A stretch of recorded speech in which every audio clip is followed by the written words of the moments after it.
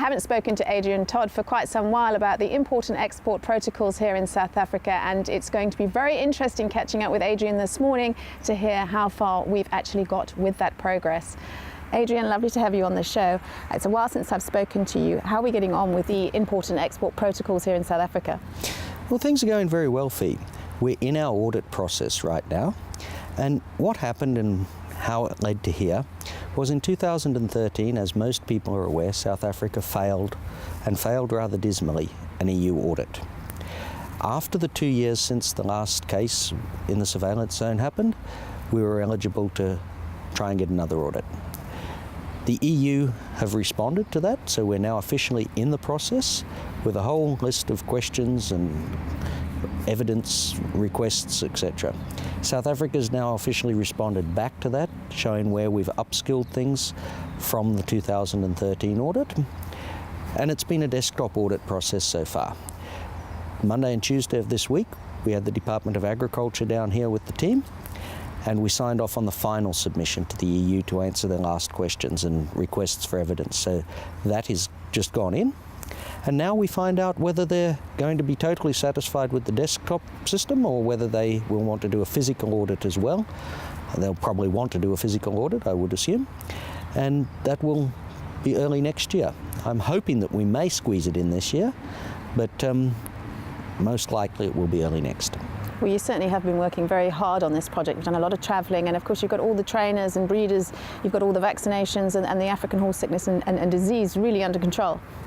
We believe we do. You know, it's we recognise the fact that it's been a bit of a effort from a lot of people, especially with compliance with some things that don't make people's lives easy. We know that. And we hope to be able to streamline and change those things, but at the moment, because South Africa failed that 2013 audit, we have to pass the audit under the existing regulations that are imposed upon us before we can consider making changes there. You can't negotiate from a position of weakness, and South Africa has to prove that we can fulfill all of the requirements before we can start renegotiating things that will hopefully make everybody's lives easier. So I'd like to thank everybody for their perseverance in some areas that sometimes do make a lot of extra work for you. But in order to get to the goal that we want to achieve here, it's been vital. Well, you've certainly made a lot of progress since I last spoke to you, and of course you've also got Global Logistics on board as the shippers. Yeah, Global Logistics, I'd like to thank JJ for the idea of sponsoring this monthly update. I think it's very important, and we're going to continue to do that, to update people with what's going on, and that's something that JJ suggested, and I'm very grateful that he's come forward to do that. It's a good idea to keep everybody informed. And a tricky question for you to answer, there's a few people out there that are a little bit negative about exporting. I mean, what do you think of us losing a lot of our decent horses? Look, Fee, I can understand what people are saying there, but I think it's very important to remember that our goal here is not simply export. Our goal is to create trade and put South Africa on the international platform for trade. And trade is a two-way street. What you're going to find is that some horses will leave. International buyers will buy yearlings, they will buy ready-to-run horses, they will buy horses that are already in training. Yes, so horses will leave, but as breeders and owners get to sell their horses overseas, and in many cases it'll be easier for them to travel overseas to race themselves as well, you'll see an influx of hard currency into the industry. That'll lead to breeders upgrading their broodmare bands, better stallions coming to South Africa, and two-way trade will also open the potential for horses to come down here to race, to internationalize our races.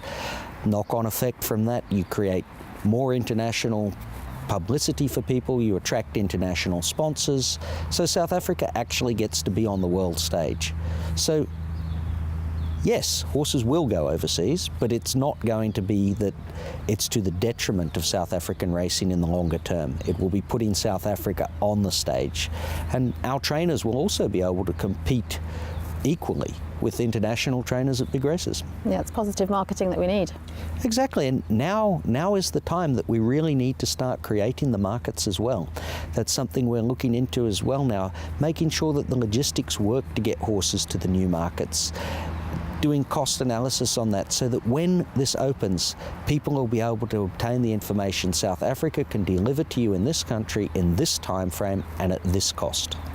Well, best of luck with all the meetings you've got ahead and all the hard work, and we'll look forward to speaking to you again, because we're going to be speaking to you once a month now, and we're going to get regular updates, which is going to be great for us all to hear and be on the show. No, exactly, and I certainly can promise you that as it goes forward, this is the final drive here.